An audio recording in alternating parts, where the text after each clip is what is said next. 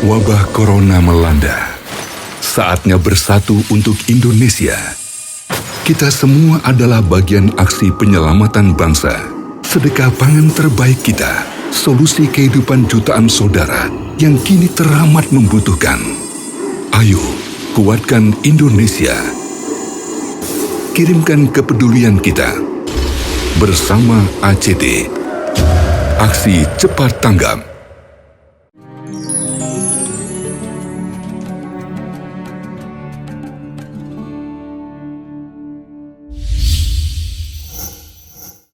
Jangan lupa donasi untuk keberlangsungan FAT TV ini.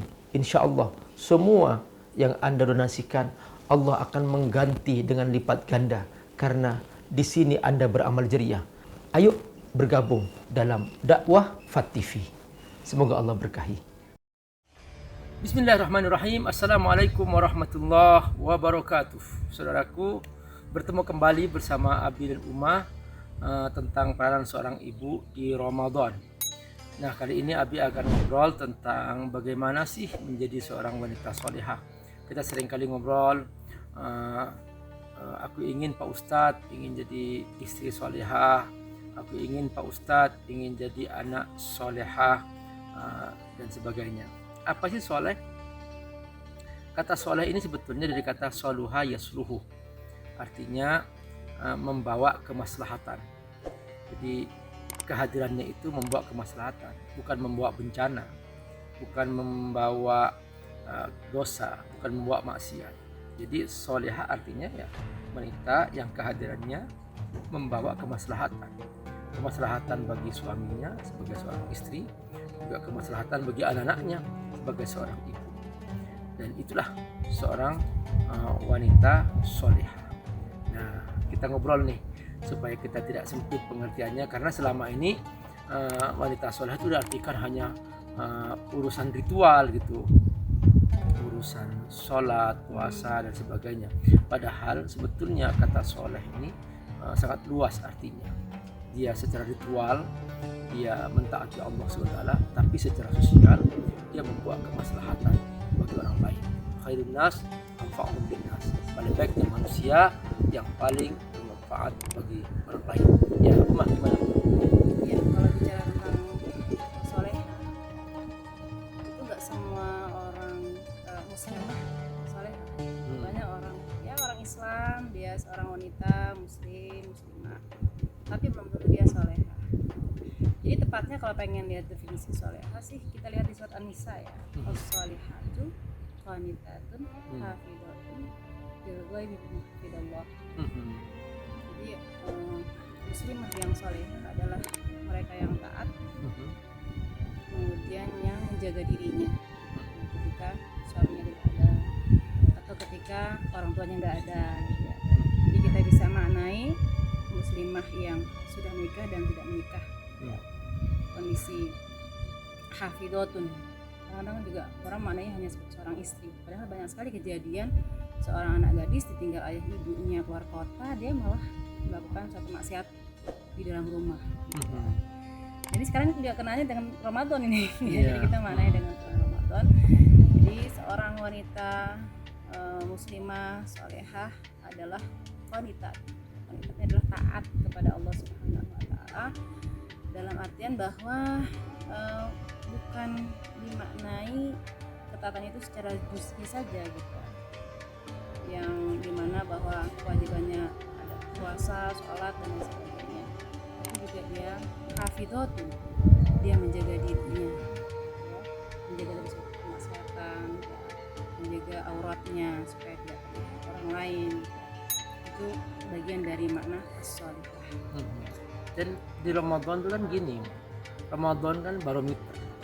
Iya. Artinya kalau di Ramadan saja dia nggak solehah, apalagi di Ramadan gitu. Justru ketika di Ramadan ini ya minimal dia menjadi solehah dah gitu.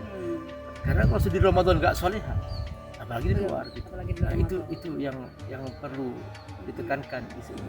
Nah, gimana caranya supaya benar-benar kesadaran ini muncul gitu? Karena justru banyak juga di Ramadan itu mengaku muslimah tapi juga bahkan berani berzina, bahkan berani ya buka aurat kemana-mana gitu. Nah, mana kemuliaan Ramadan itu dalam dirinya gitu. Ini yang hilang gitu. Sebenarnya sih kalau step kita untuk menjadi seorang itu step-stepnya ya. Misalnya yang pertama adalah membekali diri dengan ilmu. Penting sekali ilmu ya. Tentunya ilmu agama. Makanya juga Rasulullah SAW mewajibkan muslim dan muslimah, laki-laki dan perempuan untuk punya ilmu agama. Tuh kaum ibu, anaknya sejak kecil dibekali ilmu. Ya, tidak harus dalam bentuk pengajian, minimal ibu sambil ngobrol, sambil ngasih makan, ya taati Allah, jangan tinggalkan sholat, takutlah kepada Allah, jangan bergaul bebas. Minimal itu kata diulang-ulang oleh seorang ibu gitu. Mungkin nggak banyak dalilnya, tapi nasihat itu akan melekat dalam diri seorang anak itu. Ya. Artinya perbekalan membekali diri dengan ilmu ini sangat penting, khususnya seorang ibu gitu ya. Karena kalau kita lihat sekolahan, itu di sekolahan itu mereka punya guru matematika, guru bahasa Arab, guru agama, guru banyak sekali guru dengan spesialisasi keahlian masing-masing. Tetapi kita kalau di rumah, anak pulang sekolah punya PR-nya semua pelajaran itu, ya kan? Yang otomatis kita harus mengajarkan semua itu. Artinya seorang ibu itu harus punya multi talenta, multi keahlian, multi agama, multi ilmu yang dia harus punya gitu.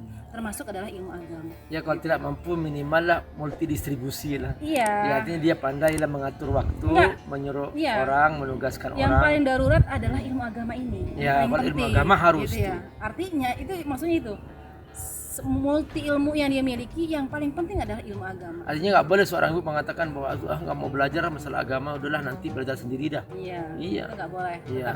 Harus kita yang membekali diri kita supaya artinya kita benar-benar menjadi orang yang bisa dikatakan solehah ya. Artinya ketika tadi yang dikatakan bahwa memberikan kemaslahatan untuk orang lain di rumah kita sendiri. Gitu. Saudaraku, ingat, ilmu adalah bekal pokok untuk menjadi seorang soleh bagi laki-laki dan seorang solehah bagi seorang wanita. Kita tidak bisa asal-asalan mengarang-arang sendiri. Kesolehan ini adalah kepatuhan kepada Allah, dan untuk patuh kepada Allah butuh ilmu Allah. Itulah yang harus kita belajar, dan jangan berkata bahwa aku kan bukan ustaz, aku kan yang penting anakku bisa cari makan. Jangan berkata begitu. Ingat, rezeki semua pasti dapat, karena Allah sudah menjanjikan masing-masing dapat jatah. Tapi ilmu agama tidak akan pernah dapat jika Anda tidak mulai dari diri Anda untuk belajar dengan sungguh-sungguh ilmu agama. Oke, jangan kemana-mana, saudaraku. Masih kita terus bertemu bersama Abi dan Ummah tentang peranan seorang ibu di Ramadan, hanya di FAT TV. Assalamualaikum warahmatullahi wabarakatuh. Assalamualaikum warahmatullahi wabarakatuh. Virus corona sudah kita sadari bahwa begitu cepat menyebar dan sudah banyak yang jadi korban, dan saatnya kita turun tangan untuk memberikan bantuan kepada mereka. Teman-teman AJT semuanya sudah siap siaga dan sudah membangun posko di hampir seluruh belahan bumi Indonesia yang kita cintai ini. Abi kali ini ingin mengajak teman-teman dermawan semua dimanapun Anda berada, ayo kita bergabung dalam jihad harta. Nah, sekarang dampak corona bukan hanya sakit. Benar kita membantu secara medis, kita membantu mereka, benar, oke. Tapi ternyata sudah mulai banyak nih sahabat-sahabat kita, saudara-saudara kita sebangsa setanah air yang mereka sudah kehilangan pekerjaan, banyak yang sudah kelaparan, banyak yang mereka sudah tidak mampu lagi untuk memberikan nafkah keluarganya. Berapapun harta kita, kalau kita infakkan dengan Allah, pasti Allah ganti. Dan Allah tidak pernah mengingkar janji. Kalau kamu berinfak, aku jamin, kata Allah, itu hutangku kepadamu. Dan kalau aku berhutang kepadamu, aku menjamin aku akan membayar lebih banyak lagi dengan lipat ganda tak terhingga.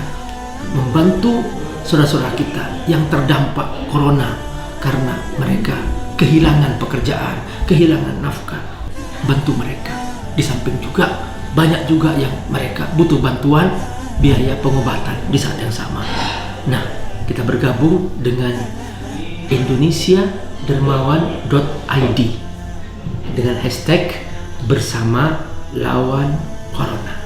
Assalamualaikum warahmatullahi wabarakatuh.